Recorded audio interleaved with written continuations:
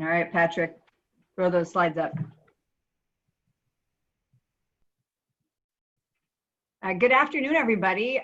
First thing you're seeing here on the screen is using Zoom, and we recognize a lot of you are likely familiar at this fourth week of house arrest, if you want to call it that. Located in the top right corner, we're going to recommend you switch to speaker view to see both the speaker and the PowerPoint presentation. And then that next icon we're showing you, there's that two vertical bars. Slide that far to the right to expand the speaker's presentation, unless you want to view a bunch of people's heads or icons. Located in the center console at the bottom of your screen, that's where you can submit questions. Although I think at this juncture, we're going to say, hold your questions to the end and unmute yourself when Jan and Jeff are done with the presentation. Some basic ground rules. Everyone has already been muted during the session. And then I'll just jump right to the bottom that we're going to record this discussion, and it will be posted on the Cornet Chicago website. So now to just a little bit more formal introduction, and there's our great slide of our sponsors. My name is Lauren Bagel, and I am with All Steel and Gunlock, and I'm the president of the Chicago chapter of Cornet Global.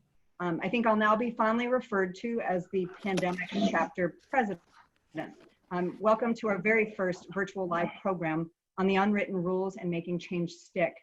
While this is not exactly how I envisioned starting my new role, by staring at a computer instead of about 100 to 200 of your smiling faces at a restaurant, I do feel great comfort in the fact that Cornet is very much like a family. Our membership is strong amidst these uncertain times, and even though things are changing by the minute, I have every confidence in our chapter and the global organization that locally, nationally, and globally will come out on top of this.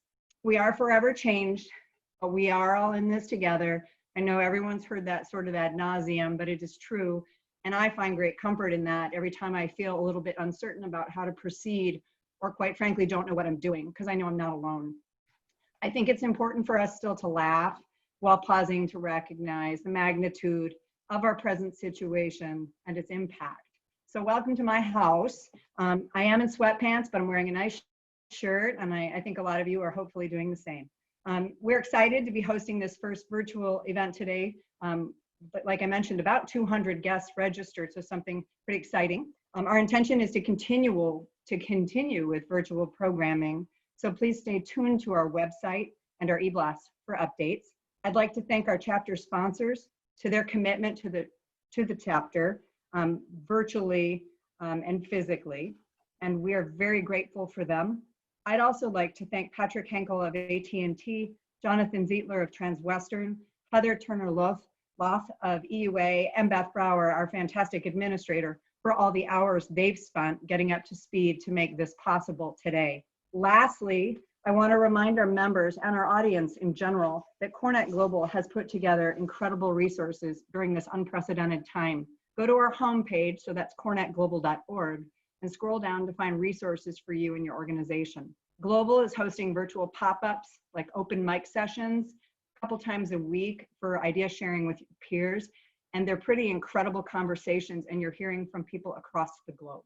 So I'm now going to introduce our incredible speakers who are going to be tackling unwritten rules at a time when it's pretty safe to say the rules are unknown. Jan Johnson is Vice President of Workplace Advisory at Allsteel.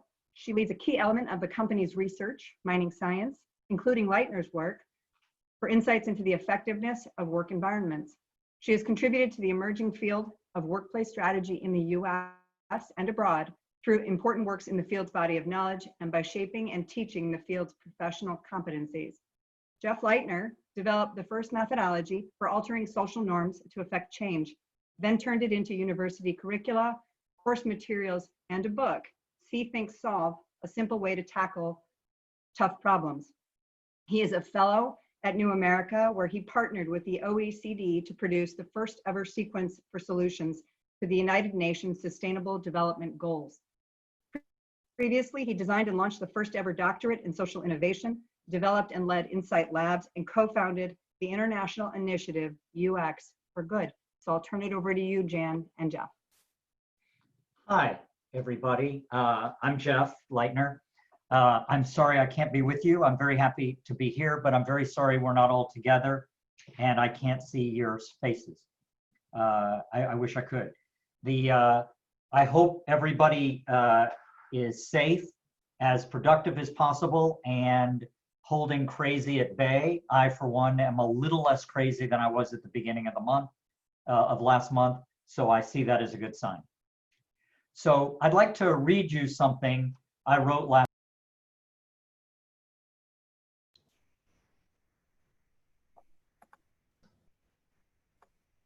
Jeff.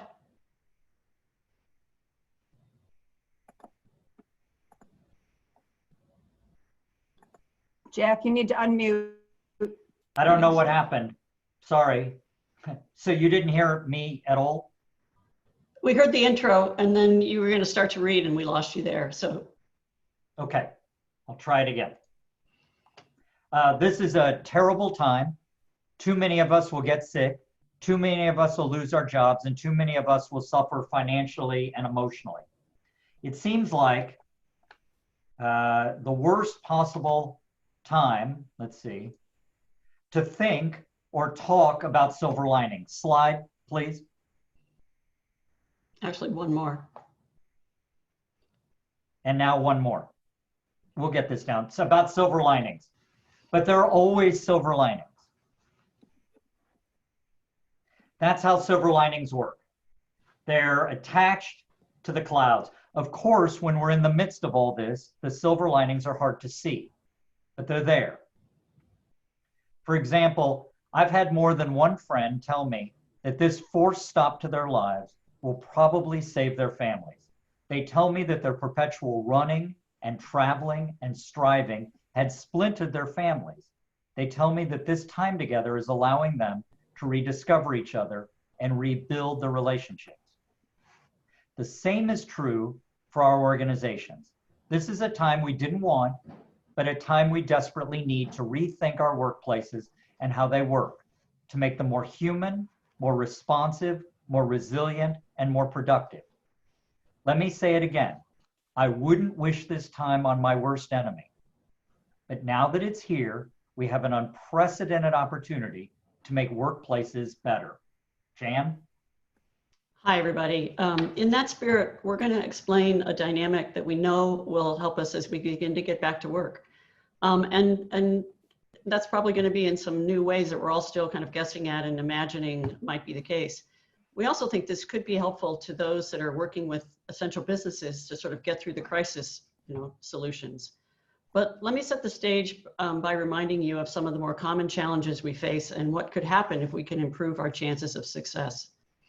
And here's the first example is we all know that there are situations where we do with our best intentions and the organization's best intentions that we design activity-based places and they sometimes go way underutilized. So what would be the case if we could, slide please, create a different outcome, the outcome we really want, and that the spaces are buzzing and productive.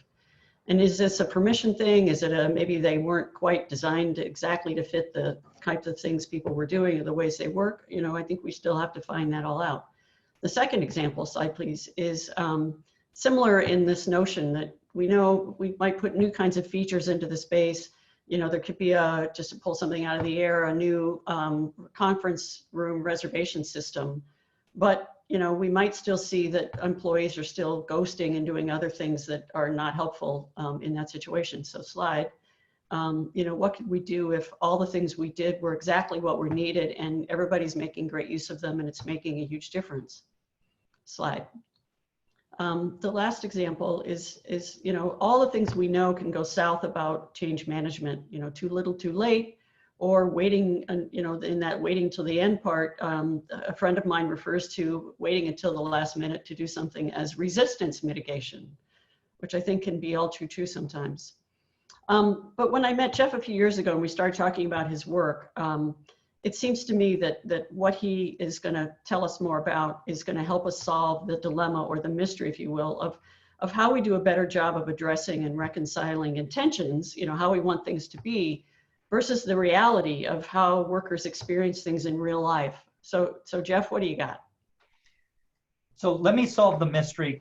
Slide, please. And again, thank you. Perfect. Every organization is really two organizations. That means that every organization you're designing for is really two organizations. And if you only design for one of them, you get the kind of challenges that Jan spelled out. If you design for both organizations, and often you do it without knowing it, you get great workplaces. Let's dig into what I'm talking about. Slide, please. The first organization of the two is the one you already know all about. It's the formal organization. That's the one we talk about to outsiders, to clients, to customers, to candidates, and to new hires, and to vendors like designers, right? Slide. The second organization is the informal organization. I know it's called informal, but there's nothing casual about it. Slide. The formal organization has an obvious structure. Most of the time, it's vertical, from the receptionist up to the CEO. The informal organization has a hidden structure. Most of the time, the hidden structure is messier and more horizontal. Slide, please. The formal organization has an org chart. Who reports to whom and who is responsible for what. You can tell by looking at the org chart who is important and who not so much.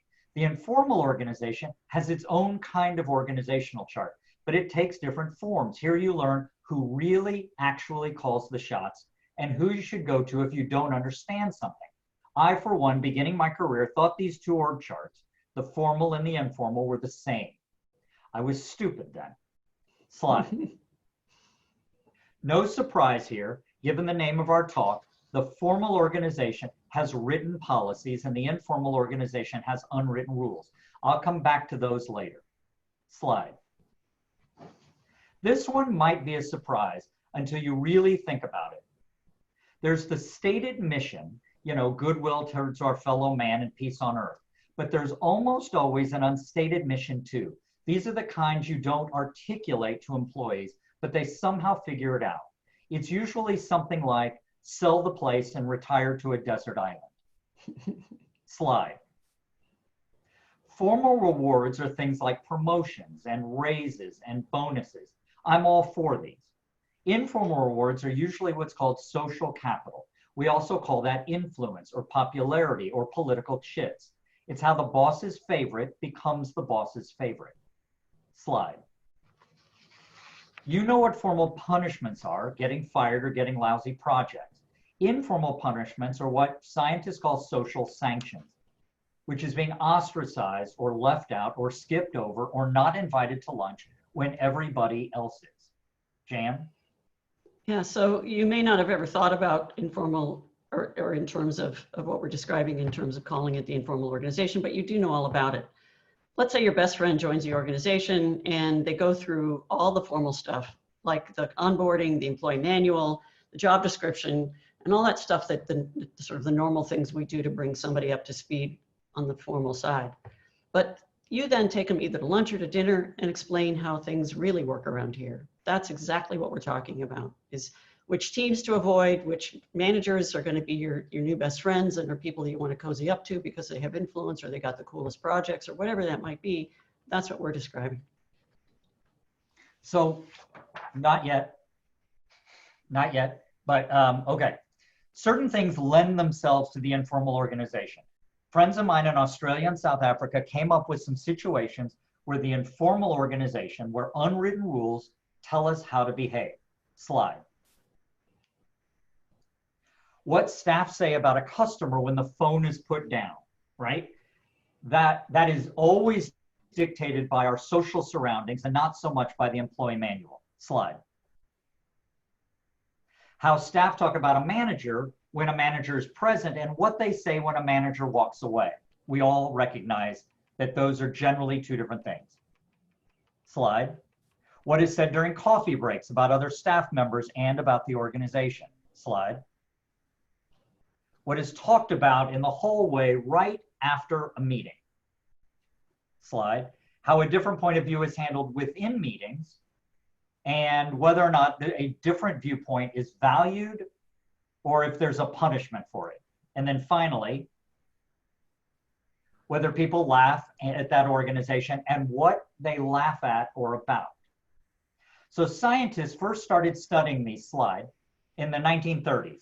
Here was the first experiment around something called the autokinetic effect. Okay? Researchers put subjects one at a time in a dark room and asked them to stare at a pinpoint of light on the wall. Then they asked the subjects, again, one at a time, how far the light moved. Slide. Their answers ranged from 2 inches to 6 inches. If you've heard of the autokinetic effect, by the way, you know the light didn't move at all. It's just a trick our brain plays on us. Then the scientists brought subjects together in small groups and asked them again. Slide. Thank you. I think that was it. Yeah. That was it. And all the groups said 4 inches, a kind of consensus answer. Without knowing it, the groups had negotiated a kind of unwritten rule about how to answer the question. But then something interesting happened. When researchers interviewed subjects one last time, this time one at a time again, the individual subjects stuck to the consensus answer. Even though they didn't know the other subjects and the other subjects were not around, the individual subjects followed this unwritten code of conduct. Slide. And this brings us to the thing almost everybody misses, including everybody who writes about organizational development and workplace culture. This is what the experiment from the 1930s taught us. Slide.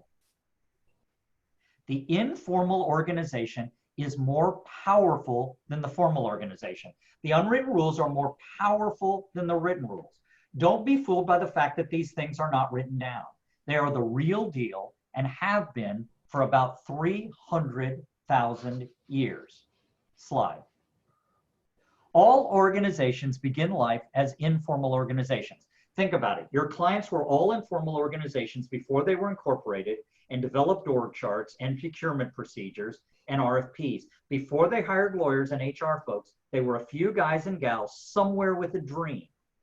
And the organization's DNA still reflects that dream. Here are a few more things. Slide. Informal organizations are rational. They are not casual or emotional or immature or silly. They are real and powerful and rational. Slide. So some of an organization's unwritten rules are left over from the founding of the organization, but most of them are just hacks or workarounds of the formal rules that don't really line up with reality. You know the drill. One of your clients has a cumbersome policy for choosing vendors, probably put in place by an overzealous attorney. But your client tells you not to worry about it and to just do this other thing instead. That's a hack. Slide. You might think that formal organizations and written rules give our organizations stability, but that's wrong. We're people, and people use social relationships to make sense of the world. Think about it. It's relationships and not written policies that are keeping us from going nuts during this shutdown. Slide. We're so caught up in the formal organizations and written rules that we're largely unaware that we're following unwritten rules at all. Slide. So some scientists told subjects that their neighbors were recycling more than they were. But because, we're social creatures, the subjects started recycling more, no big surprise. But then scientists went back to the subjects and asked them why they were recycling more. They said, is it because we told you your neighbors were recycling more? And they said, no, of course not. That's not why. I'm recycling more because I care about the environment. I've always cared about the environment. And, I've always believed in doing the right thing. The moral of the story is not only are we generally unconscious of informal organizations or unwritten rules, we don't really like the idea that they're down there. We prefer to think of ourselves as strong and independent. Okay, now I have two favors to ask you. We're gathering a bunch of unwritten rules in the workplace for our research, which we will turn around and share with you. I need you to think of an unwritten rule that you've encountered in your career. Okay? I want you, this is generally an unwritten rule for getting along with people in the office or an unwritten rule about moving up in your organization. If you could, favor number one is if you could go to the website that's there on your screen, unwrittenlabs.com, I'll go there now with you. And up at the top, in the first section, it says submit a rule. Or in the up in the header, it says it as well. And it's also in the footer if you need something else. Submit a rule, and that'll take you to a very simple form. And there I'm asking if you'd be kind enough to think of an unwritten rule that either that you use to move up in the organization or to get along with your colleagues. You give us your name and your email. We're not publishing them anywhere right now. I'll tell you about that in a second. We just, if we need to follow up with you. Jan and I are working on a book, and if we use your unwritten rule in the book, we want to thank you by name in the acknowledgments, though we'll never attach you to it, to your rule. And then at the very bottom is an important checkbox. It authorizes us to let you know when resources like this book are available. So if you'd be kind enough to do it, we'll give you a couple of minutes. I'll give you some hints. One that I learned the hard way in my career is, boss always says, if you have any problems, always come see me. My door is always open. I thought that was true. I was naive. That is often not the case. I learned the unwritten rule in an organization that you can go see the boss, but only after you go through the 10 people between you and the boss. The only request I have is that you do not submit, do not put fish in the microwave. Apparently, Jan and I have that look that we put fish in the microwave. So if you do that for a couple of minutes, I'd be very grateful. And these come immediately to my phone, by the way. So I'll know if you're doing it.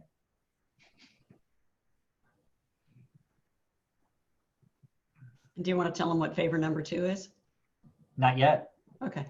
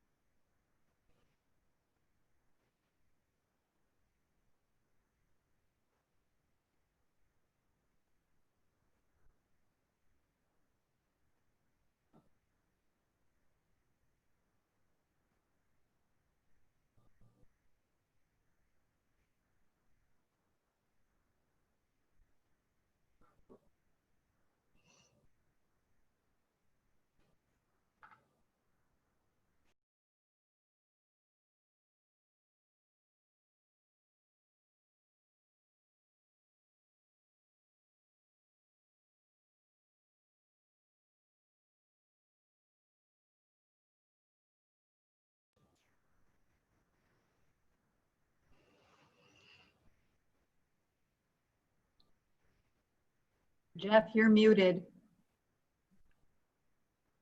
Thank you. I'm now unmuted. Thank you, Cheryl. You're a smart aleck there in your second one. Thank you, Allie. Thank you, Emily. Your first one, Emily, that you sent, I will address later in the talk. Thank you, Jim. Wow.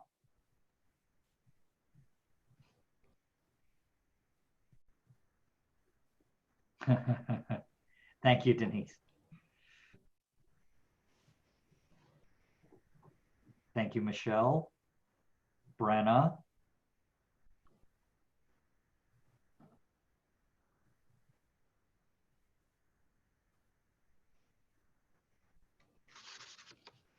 God, I wish all of you had been around at the beginning of my career. I'd have been so much better.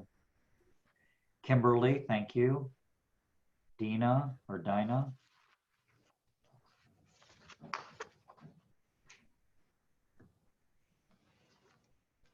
Lauren, Carrie.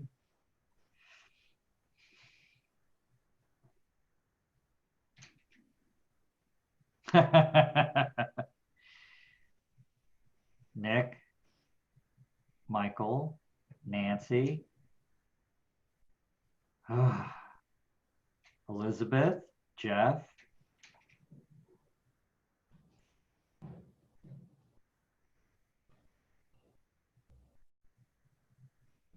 Oh, Jeff, yours is fascinating. Rihanna, Kurt,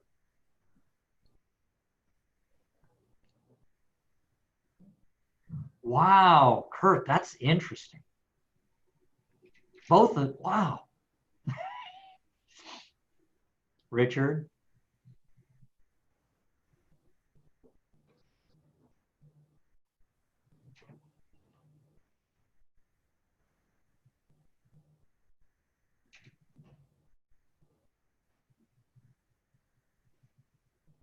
Jessica? Your second one, Jessica, Jan has research that said that's the most important element in productivity. Good job, Jessica.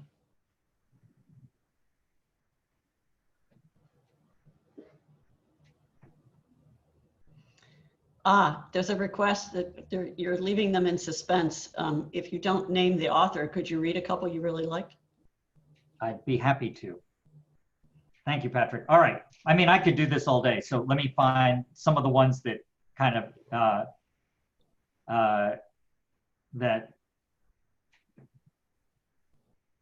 let's see. I'm finding ones that to get along with colleagues, never question their way of handling issues. Only provide them with details on how you would handle an issue. Unwritten rule, to get along with colleagues, always add a personal anecdote to humanize yourself over emails.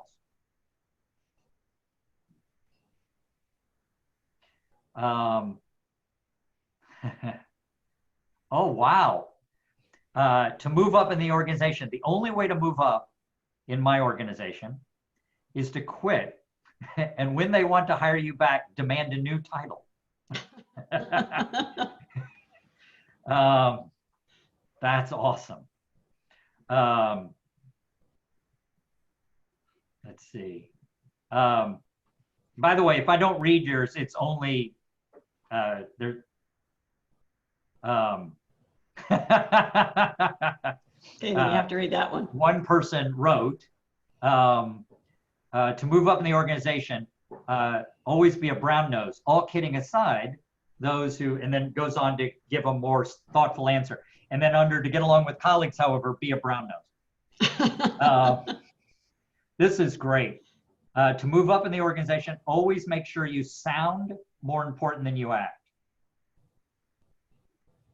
And then I'll just do this one.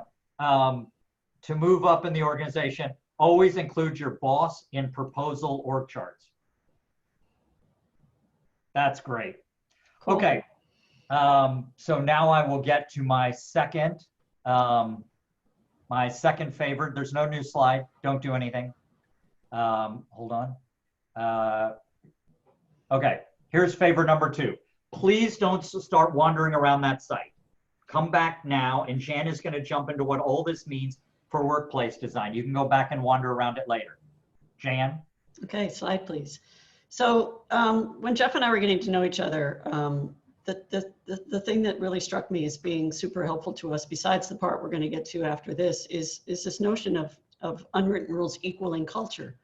And we talk about it a ton. We've used that word a lot. We throw it around. We sort of know what we mean. We sort of know it when we see it, but we're not sure how to work with it, how to actually use it as a device to play things back, to make decisions, to clarify, you know, what should be done or not, maybe not so much done. And so it's this idea that we can use what we're going to describe as some methodologies with unwritten rules gives us a chance to really uncover how things get done here. And that would give us the more specifics, the more kind of literal data around those sorts of things, the perspective on how to work with it and how to make decisions around it. You know, culture equals unwritten rules. And to validate this slide, please, I'm gonna get geeky for a second and mention a guy named Edgar Schein. He was a professor at MIT, and he's quite well known for all of his work on culture. He's prolific. He's got several books on the topic. If you wanna read any of those, for those of you that are really into this, go get it. But his basic premise is that, imagine this is an iceberg, is that there are 3 layers to really understanding culture. You know, artifacts, the physicality of something, you know, the architecture, the stuff we hear, feel, or see on the surface, technology, art, style, all the things that are easy to observe, but really difficult to know exactly what they mean to the organization that has them. And if we have to watch out that we're not also projecting our own values, our own interpretation of something on those artifacts.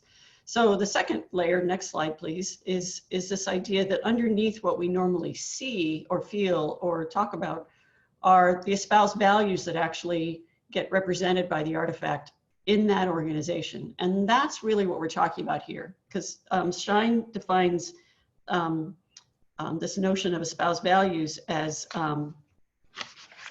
basically, sorry, I'm getting lost in my own little notes here. The meaning they've assigned to those things. We can use the unwritten rules to figure out what their espoused values are, how they treat each other, how they talk about each other, again, to the things that Jeff already pointed out, when they laugh, what's considered good form and what's considered bad form. All those things are those espoused values. And to Jeff's point is we need to understand that so that we understand the informal organization. And then the last category, which is a little harder to summarize and not necessarily something we're going to talk about today, are the sort of base assumptions we all kind of go into the world with. So these are sort of our points of view about the world and how it works in general. And so those don't necessarily form, the basis for what we're going to be talking about, but it's just the next piece of his model. So what do we do now? There's an elegant answer from a scientist that works with Jeff and me on some of this stuff. And this is what he said. I won't read it to you, but again, this notion of the thing we want you to sort of see is the very last line that says, we have to sort of have polarized lenses. We have to be able to see things that we couldn't see before so that we can design for it. We need to understand all the constraints we're working with, not just the ones the clients tell us about. And we want to look at it through the lens of the design process to say, where do we think these things play out? How do we apply unwritten rules to our way of doing what we do? Slide, please. So if we kind of take, and forgive the language if you don't necessarily call these stages the same thing, but this is roughly, the design process. As we saw, we think there are 3 spots in the process where informal organizations and unwritten rules can really add richness to our understanding of our client organization. So first is the goal setting we do with our clients. So slide, please. There's an opportunity to say some things about new ways we can add to the things we would normally do in this phase. The next slide is what the kinds of conversations we have with the employees when we're trying to get to deeper levels of needs analysis, of the kinds of things where we want to understand functional requirements. And then yes, this third category, we're not going to spend too much time talking about the third thing, but it's basically being able to, between schematic and design development, test what we are doing with our interpretation with those same employees to see if the way we've interpreted their input has been correctly interpreted or translated. Let's keep going. One more slide, please. So we have an opportunity to talk about the kinds of questions that we could ask of leaders. So some of you may already do all these things, and if you do, fantastic, that's great. But for those of you that may not have yet got these kinds of questions in your typical list, here's some suggestions. And now, again, won't necessarily read these to you, but what are they trying to do from a behavioral standpoint that may be related to new processes or new ways of working? For example, cross collaboration. What existing behaviors are you trying to reinforce? What do you may already be doing that you want to do more of or make sure people value? 3, is there an opportunity to either reinforce the current levels of permission you provide your employees, or do you want to increase their agency, their ability to act with some autonomy and to do things for themselves and to self-perform and to, kind of do their own thing? So where are they at culturally with those 2 things? And then the last, or the fourth one, is which is a better description of your workplace? Is it that we're going for sort of a one-size-fits-all strategy, or are we starting to move towards activity-based or diversified things based on work practices? Where are they at in that selection so that we sort of know how to approach the rest of the project? And I think there might be, one more. What is it that you're trying to have your new workplace signal to employees and to outsiders? And so we thought that this was a good cross-section of things you're probably already asking about, but if you're missing any of these, here's some new ways of thinking about it.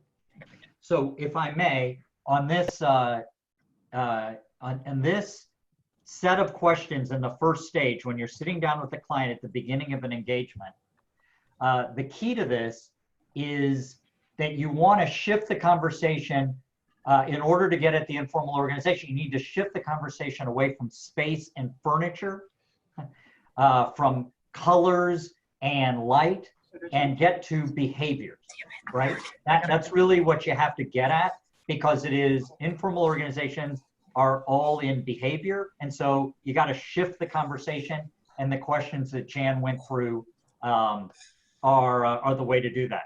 So now I'm going to jump us to the second spot in the design process, where you interview employees to understand their environment. You keep doing that, but you also need to ask the sort of questions that will help you uncover the organization that you're designing for as well. Staff is hiring. Hey, folks, somebody unmuted themselves, and we're listening to other conversations. So if you could go back and make sure you're muted, we'd really appreciate it. Thanks. Thank you. Okay, not all employees are good sources for the kind of information that we want. So I'll go through the ones that are kind of ideal right now. Next slide. Patrick, slide. Women. When in doubt, and you want to understand an informal organization or unwritten rules, interview women. Here's why. It is not because women are more intuitive, which they may be. It may not be because women are better at soft skills, which they may be. I'm not making that argument. Here's why. There are more and more women in the workforce, right? But most people in charge of workplaces are men, even workplaces full of women. So women often have to figure out the unwritten rules, the informal organization, in order to navigate an environment designed for men, right? Former governor of Texas, Ann Richards, said that Ginger Rogers had to do everything that Fred Astaire did, but backwards and in heels, right? That's the general idea. So when in doubt, always interview women. They will have a better sense of the informal organization. Second, next slide. Disenfranchised. By that, I don't mean, poor and homeless. What I mean are folks in the office who do not have as much power, right? They can be folks that are lower down on the food chain, on the org chart. They can be anybody who doesn't appear to have power in the office. It is much easier to assess the unwritten rules, to assess the informal organization when you're on the outside looking in than when you're on the inside. Slide. Relatively new employees. All of us have been relatively new employees in an organization, right? And when we are is when we're hypersensitive to trying to figure out how the informal organization works, right? We tend to compare it to our previous experience, and we're really good at picking up on the differences and the subtleties. The problem is the longer we live in an environment, the more numb we come to it and the more unconscious we become of it. Next. Do not ask management what the unwritten rules are. Do not ask management what the informal organization is. Look, most organizations are run by old white men like me, and we are the worst people in the world to know what the unwritten rules in the informal organization are. And the reason is because we tend to have an advantage in our careers. We don't need to take advantage of the informal organization as much, and we tend to be sort of naive, frankly, about what's going on. All right, Jan. So we also want to talk about the kinds of questions we can ask employees, and to some extent we're playing back in all of these what leadership said and testing it against the employees' reality, because they're the ones that know how things really work. They're the ones that are constantly thinking and creating this informal organization. So they're the ones that can tell us how to reconcile what leadership said with their actual reality. So here we go. Question number 1. Leadership says they want the new workplace to encourage more of whatever they said. You know, why do you think this isn't happening already? Like, why isn't this already the case? Question number 2. They say they want it to encourage more people to do X. You know, do you actually think that'll work here? You know, are there some things that belie that, or are antithetical to that, you know, or are just going to make that not reality? 3, leadership says they want employees to have more agency or to just use their agency that they already have. Does that ring true to you? Do you think that's right? Does that sound like that's where things are going? You know, does that make sense? Question number 4, if you could make a final decision, what would you want the office to change about how people work here? In other words, what would you like to see the new workplace catalyze or support that would get to a better place for you guys? 5, leadership says they want the new workplace to signal that this is a place that, you know, does this, that signals this thing. How different is that than what the current office signals? You know, where's the disconnect between the aspiration and the reality? And talk a little bit more about that so we know sort of how big the gap is or whether you think that's an attainable goal. 6, leadership says they want everybody to have the same resources if they're doing the one-size-fits-all thing, or differences if that's what they're after. Does either one of those, depending on which one leadership said, ring true to you? Again, does that seem feasible? Does that seem like that's consistent? Does that make sense? Do you think that's going to be helpful to you? All the things that hopefully elicit some concerns about or some support for those ideas and some specifics about how to make it even work better. So back, please. Thank you. So now you may be asking yourself, Jeff, are you sure all groups have unwritten rules? That's a good question. I asked myself the same thing. So I started interviewing people with unusual jobs or unusual hobbies, and I was asking them for the unwritten informal rules in those environments. And when we're done here in a couple of minutes, you can see for yourself what I found. You can go back to that same website, don't go to it now, the same one where you filled out the form, and you can see these rules. Slide. So I have unwritten rules from dinosaur digs, you know, paleontologists that are discovering, to nuclear submarine, unwritten rule in the space station, Jan's favorite are the unwritten rules at Burning Man. I don't know what that says about her, but it is, that is her favorite. And you can see that every work environment has its own unique unwritten rules about how to be successful in that environment. So do all the organizations you're designing for. That's our point. You have to surface those if you're going to design for the real organization. Jan? Yep. So we're leaving you a little bit high and dry because we haven't talked about number 3. But I've mentioned some of the things that we think we can do differently and additionally to get after the unwritten rules and to apply them to the design process.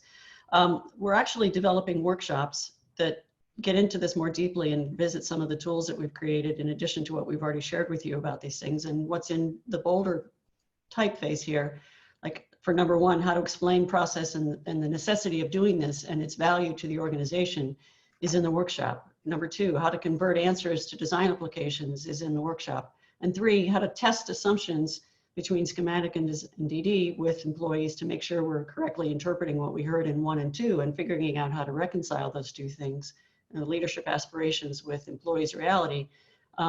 It's in the workshop. So if you guys have, if anybody here has a deep interest in pursuing more interaction, either talk to the folks at Cornet Leadership. Lauren and team certainly know how to find us, or you can reach out to me specifically at Allsteel, however you want to do it. Jeff, anything to add? No, I wanted to tell people that are with us a secret about Zoom that they may or may not know, because I have some private messages here that I got with unwritten rules.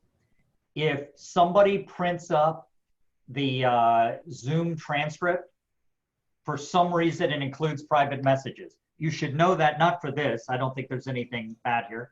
But in life, if you say, I can't believe my boss is an idiot on Zoom, and somebody prints the transcript, for some reason it pulls private messages as well.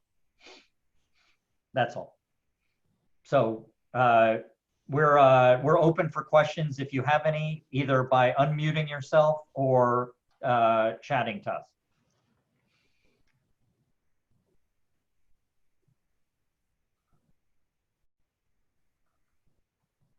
This is Julie McGrath. I have a question.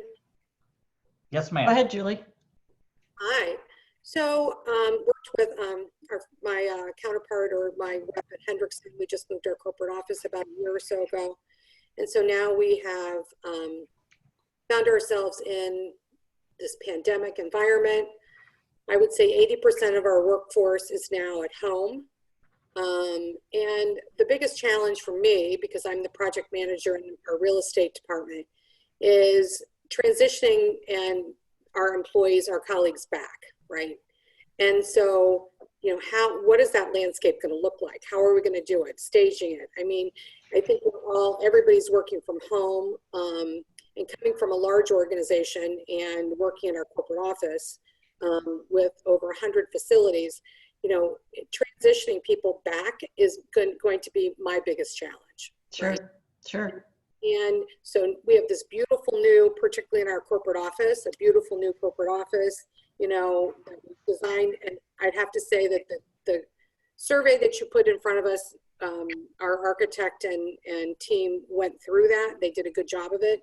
But our design and space today, based on all those answers and questions, may be very different 30, 60, 90 days from now. Mm-hmm. So, you know, we have operation centers, corporate office. I mean, we're going to be, we need a plan. Yeah. So the good news is there's a ton of information, almost too much. I feel like there's an onslaught, a tsunami of information and advice people are giving each other about this topic. And I think to some extent, it's the way I'm looking at it is we sort of have what you're describing is the next 30, 60, 90 days, which may be different than what we're all doing a year from now. And I think we'll ease back in and we may have other waves of the you know, virus coming back in small doses, which I hope is not the case, but I suspect it will be. And there's a bunch of categories. So we're trying to sift through all that stuff that's coming at us all about advice around cleanability, advice around talking to your landlord to make sure that there's some kind of methodology to get people in and out of the building safely, let alone up the elevators, let alone to your space. You know, are there some things that we should do in looking at your floor plan and making some decisions about which chairs should disappear so that we're only putting chairs in places where everybody is 6 feet apart from each other? You know, are there some cues like that we can give to maintain social distancing for some period of time? Let us get back to you on that because we're attempting to assemble a whole package of those sort of interim, you know, considerations because there's some really good advice about that. You know, we'll get back to you because I think just amalgamating all that so that you don't have to read 15 different sources of information, I hope would be super helpful. I want to weigh in on something that isn't about is about written rules rather than unwritten rules. And that is I've had a couple of conversations the last couple of days with medical folks. And one of the things that appears clear is that we're going to go back in waves. There will not be a sort of lifting of the drawbridge or putting down of the drawbridge and we'll all go back to the office. Young people are gonna move back into the office before folks as old as me. Folks that have been infected and have recovered probably will be able to go back to work sooner than people who haven't been infected.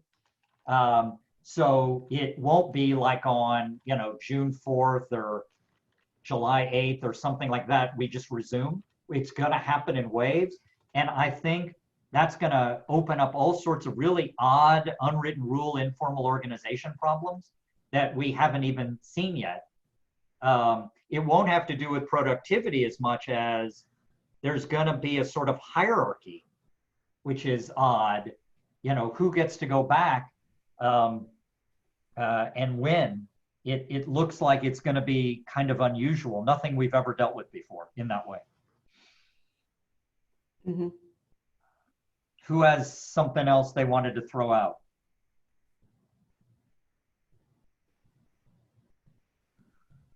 Jeff, it's Patrick. Yes, In sir. your listing of people to interview, women, new employees, not management people, when you get that feedback, how do you prioritize it? How do you make sense of it? And I'm asking because, you know, go ahead. When you get people to interview, or when you get their answers, which are you asking? Oh, when you get their answers. So what I do, you know, I ask questions, and then a very different environment than the one that the client described to me begins to reveal itself. And I don't know that anybody has exactly the right answer. I think all the answers that we get from people provide us sort of clues, right? For example, one of the questions that Jan gave us was, you know, management wants the new office to do this for us, like increase collaboration. So you say to somebody when you're interviewing them, how come you don't think there's collaboration now?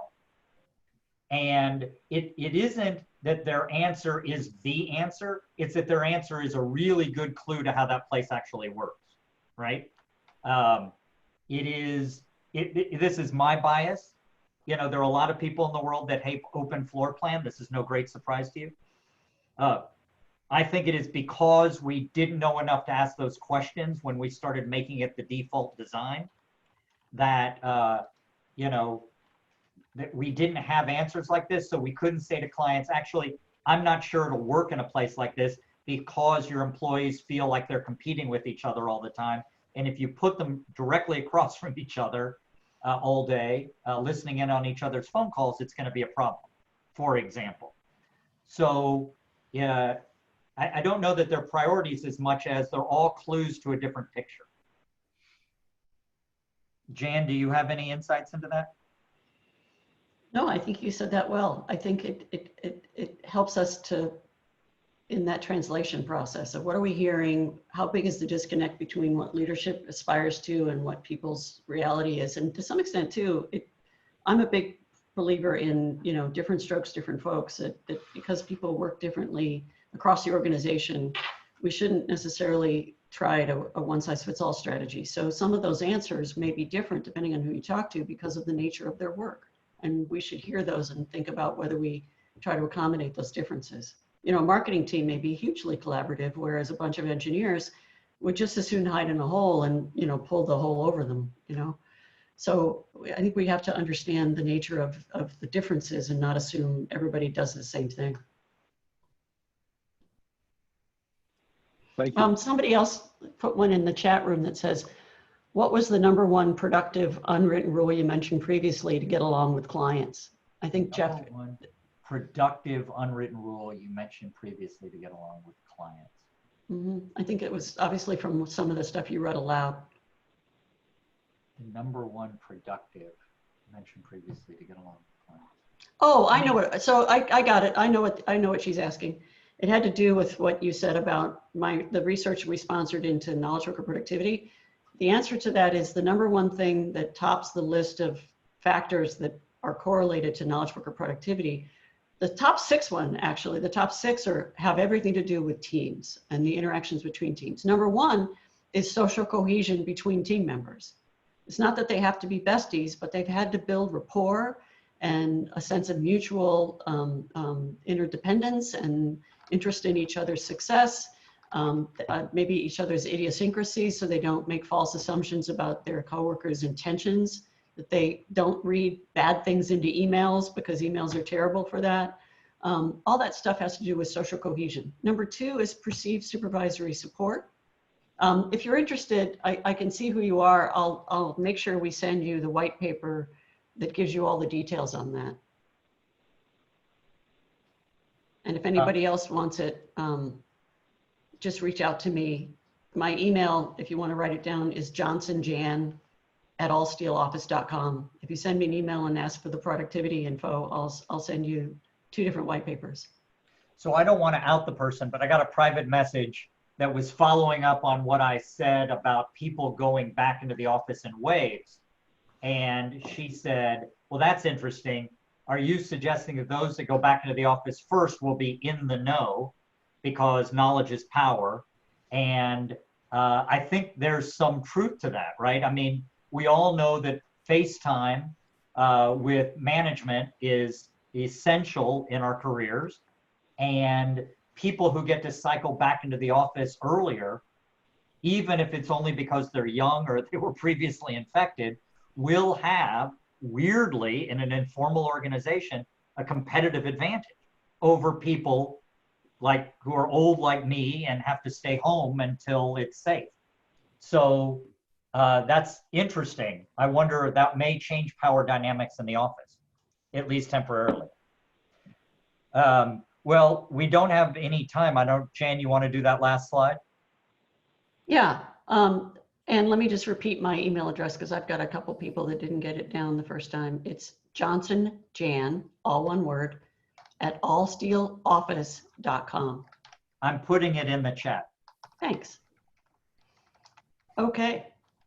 If you can take us to the next slide, the last slide, Patrick, we'd love it. And it's pretty simple. Nope. Oh, did I not have it? Well, it basically said, thank you. Thank you. To be real clear about it. We really appreciate you helping us with this first virtual meeting. We hope it was successful. We really, really appreciate your attendance. Please send any commentary or any other questions to the team at Cornet. And if there's any additional questions or research or resources that you are interested in, please feel free to reach out to me and or them. Like I said, Lauren knows how to find me, and we'd be happy to answer whatever questions you still have. Thank you guys for letting me be part of this weird time in your lives. And I look forward to continuing the conversation. Thank you, Jan and Jeff. And just a quick note, I wasn't planning to mention this, but stay tuned to our e-blast and our website, because on April 23rd, we're going to have a follow-up to Spencer Levy from CBRE, the sort of economic forecast part 2 and the impact of COVID-19 on the real estate and the economy. And it's likely to be from 1 to 2 p.m. So keep watching our website, pay attention, and thank you, everybody. Thank you. Thank you, everyone. Thank you all. Great. Ciao.